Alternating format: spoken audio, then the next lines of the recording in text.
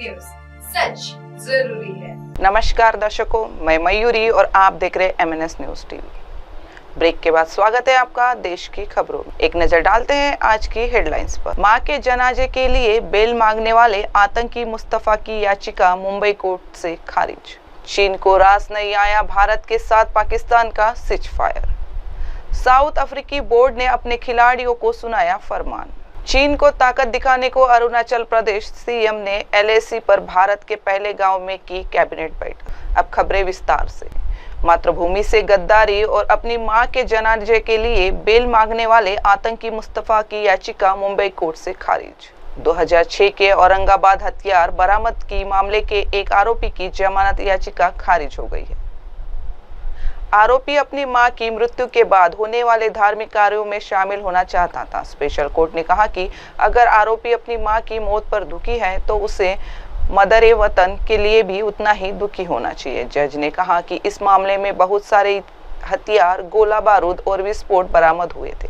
हर किसी के लिए देश की सुरक्षा सबसे जरूरी होनी चाहिए। जज ने कहा कि इस मामले के हालात को देखते हुए आरोपी को अस्थायी जमानत भी नहीं दी जा सकती। मुस्तफा उर्फ सैयद बादेमिया महमूद मियां की याचिका को जज ने खारिज कर दिया। जज ने यह भी कहा कि मामले में जो हथियार और गोला बारूद मिले थे वे बहुत डरावने थे। जज ने कहा कि इतने सारे हथियार और गोला बारूद कोई आम आदमी नहीं रखता है। अभियोजन पक्ष ने कहा कि 43 किलो RDX, 10 AK-47 राइफल, 3200 जिंदा कारतूस और 50 हथगोले पाकिस्तान से लाए गए थे। इनका इस्तेमाल गुजरात के तत्कालीन मुख्यमंत्री नरेंद्र मोदी और विश्व हिंदू परिषद के नेता प्रवीण तोगड़िया पर हमले करने के लिए किया जाना था।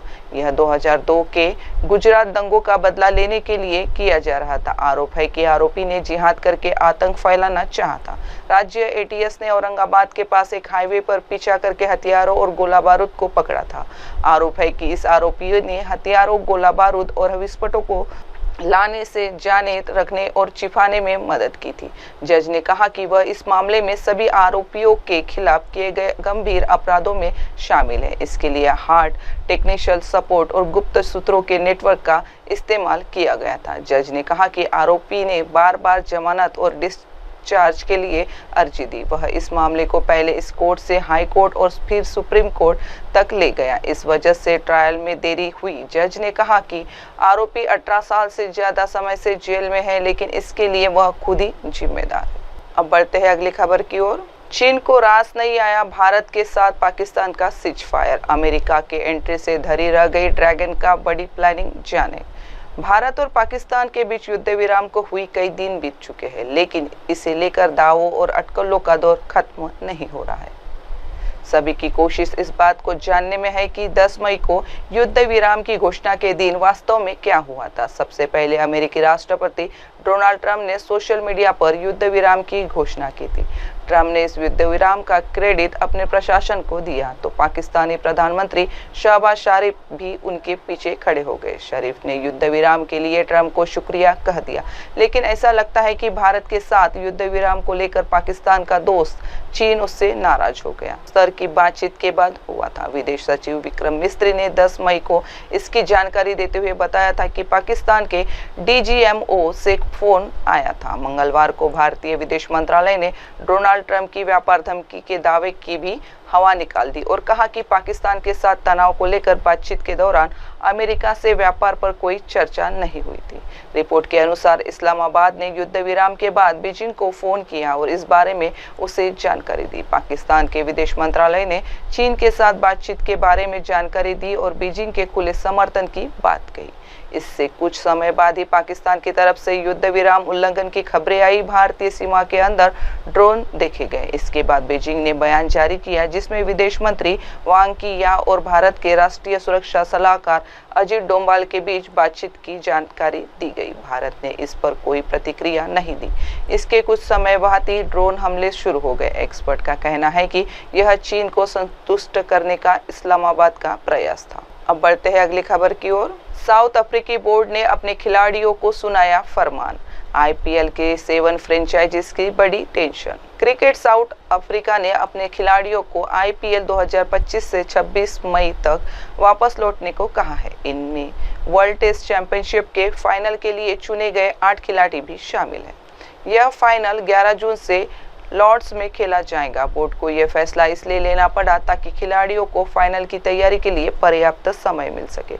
आईपीएल 2025 में साउथ अफ्रीका के कुल 20 खिलाड़ी हिस्सा ले रहे हैं।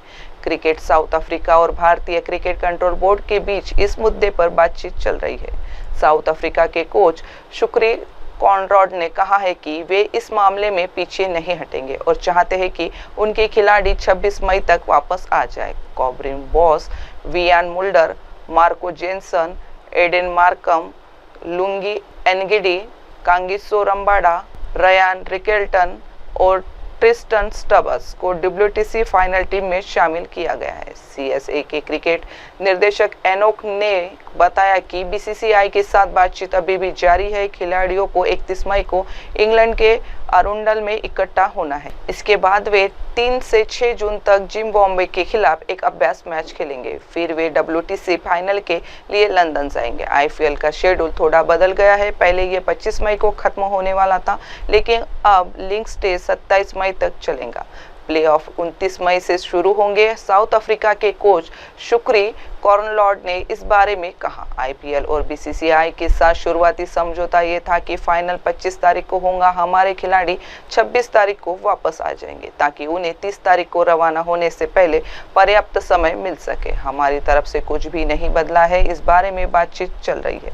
यह बातचीत क्रिकेट निर्देशक और फोलेसी मोसेफ जैसे बड़े अधिकारी कर रहे हैं। अब बढ़ते हैं अगली खबर की ओर। चीन को ताकत दिखाने को अरुणाचल प्रदेश सीएम ने LAC पर भारत के पहले गांव में की कैबिनेट बैठक, निकाली तिरंगा यात्रा। भारत ने हाल ही में सैन्य क्षेत्र में कुछ उपलब्धियां हासिल की है। इसके साथ ही भारत चीन सीमा पर अपनी ताकत दिखाते हुए अरुणाचल प्रदेश के मुख्यमंत्री पेमा खांडू ने एक बड़ा कदम उठाया। उन्होंने कीबितु में कैबिनेट की मीटिंग की। कीबितु भारत का पहला गांव है जो चीन के सामने पड़ता है। ऐसा पहली बार हुआ है जब कैबिनेट की बैठक इतनी दूर सीमा पर हुई। मुख्यमंत्री कार्यालय के एक बड़े अधिकारी ने बताया कि बैठक में कई महत्वपूर्ण फैसले लिए गए। इन फैसलों का मकसद राज्य के विकास को और तेजी से बढ़ाना है। खांडू की अध्यक्षता में हुए इस कैबिनेट बैठक में राज्य के विकास के लिए कई अहम निर्णय लिए गए। इससे पहले सेना के जवानों और स्थानीय लोगों ने मिलकर वोलोंग में तिरंगा यात्रा निकाली। यह यात्रा ऑपरेशन सिंदूर में भारतीय सेना की जीत की याद में थी। वोलोंग भी चीन के दावे वाले क्षेत्र में आता है। चीन इसे दक्षिणी तिब्बत या जंगनान कहता है। अधिकारियों ने बताया कि यह यात्रा और कैबिनेट मीटिंग चीन के दावों का सीधा जवाब है। इससे भारत अपनी जमीन पर अपना अधिकार जता रहा है। पेमा खांडू ने सोशल मीडिया प्लेटफॉर्म X पर लिखा कि इस पूर्वी सीमा पर देशभक्ति का जोश देखकर देश के लिए प्यार फिर से जागा। हमारी सेना के साथ खड़े रहने का हमारा संकल्प और मजबूत हुआ है। यह कार्यक्रम एंजो जिले के महत्वपूर्ण स्थानों पर हुए। वोलोंग और कीबितु का ऐतिहासिक सैन्य और प्रतीकात्मक महत्व है। यहाँ मिश्मी और मेओर जनजातियां रहती है। इन कार्यक्रमों से देश का गौरव भी बढ़ा है। वोलोंग का इतिहास बहुत महत्वपूर्ण है। 63 साल पहले 1962 के भारत चीन युद्ध में भारतीय सेना ने यहीं पर चीनी सेना को करारा जवाब दिया था। यह एकमात्र मौका था जब भारतीय सेना ने चीनी सेना के खिलाफ जवाबी हमला किया था। अधिकारी के अनुसार तातो और हेओ जलविद्युत परियोजनाओं को पहले ही केंद्र सरकार की cabinet committee on economic affairs से मंजूरी मिल चुकी थी। केंद्र सरकार की cabinet committee on economic affairs से मंजूरी मिल चुकी है। उम्मीद है कि इन परियोजनाओं का निर्माण जल्द ही शुरू हो जाएगा। इस संयुक्त उद्यम कंपनी को मंजूरी मिलना एक बड़ा कदम है। इससे 13 बड़ी जलविद्युत परियोजनाओं को शुरू करने में मदद मिलेगी। इन परियोजनाओं को राज्य सरकार ने 2023 में केंद्रीय सार्वजनिक क्षेत्र के उपक्रमों के साथ समझौता ज्ञापनों पर हस्ताक्षर करके फिर से शुरू किया है। अब वक्त हो चुका है एक छोटे से ब्रेक का। देखते रहिए MNS न्यूज TV। नमस्कार। MNS न्यूज, सच जरूर।